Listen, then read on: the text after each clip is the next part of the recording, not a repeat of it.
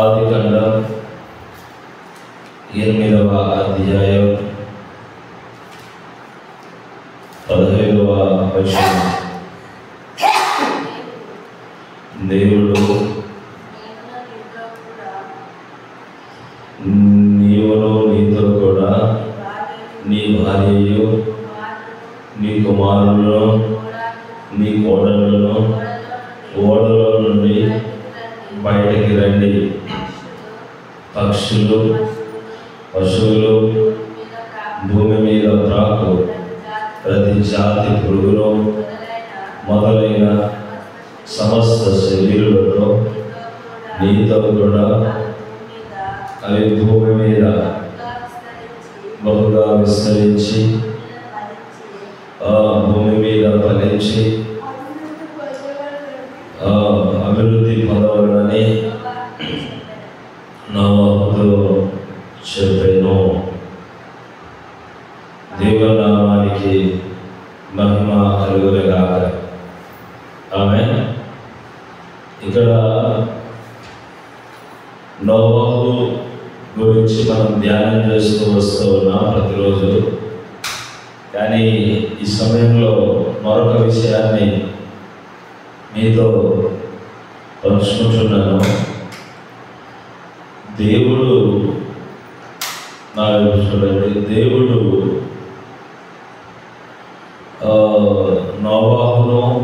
నోవహు భార్యను, పిల్లలను, కుమారులను, కోడళ్లను ఆ ఓడలో నుండి బయటికి రమ్మని ఆహ్వానిస్తున్నాడు. ఎక్కడికి బయటికి రమ్మంటున్నాడు అని అంటే, మనము ఆ చోటును చూస్తాం, అరారాతు కొండ అని. ఆమె ఏ కొండ అది? అరారాతు కొండ. అరారాతు కొండ మీద నోవహు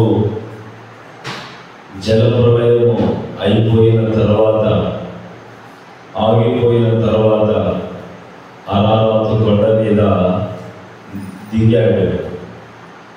ఆమె దేవుడు బయటికి రండని ఆహ్వానించాడు. ఆమె అలాగే ఇక్కడ మనం చూస్తాం, ఆయన దిగిన తర్వాత 20వ వచనం చదవండి.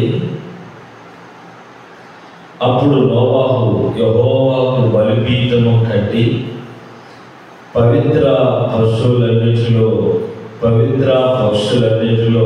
కొన్ని తీసుకొని ఆ బలిపీఠము మీద దహన బలులను అర్పించెను. ఇక్కడ నోవహు కృతజ్ఞతగా ఓడలో సంరక్షించాడని, దేవుడు కాపాడాడని, దేవుడు తనను భద్రపరిచాడని, ఆ ఓడలో నుండి బయటికి వచ్చిన నోవహు ఒక బలిపీఠము కట్టి, కృతజ్ఞత బలిపీఠమును కట్టి దేవునికి దహన బలి పవిత్రమైనవి దేవునికి ఇచ్చినట్లు మనం చూస్తూ ఉన్నాం. కాబట్టి మనం పవిత్రమైనవి దేవునికి ఇవ్వడానికి, పరిశుద్ధమైనవి దేవునికి అప్పగించడానికి మనం ఉండాలి. మనము దేవుడు చేసిన మేలులను మరవకుండా కృతజ్ఞత కలిగిన వారిగా ఉండాలి. నోవహు లోకంలో ఉన్న వారందరూ కూడా మునిగిపోయారు. లోకంలో ఉన్నవారు అందరూ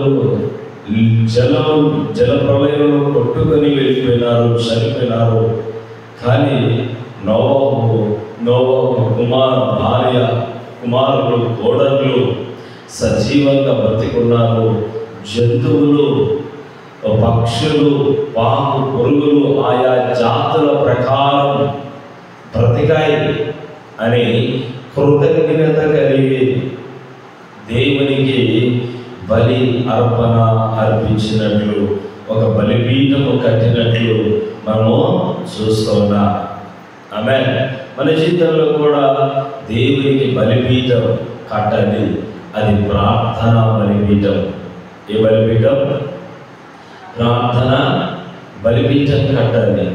నువ్వు ఉదయకాలం దేవునికి లేస్తేనే ప్రార్థన చేయాలి.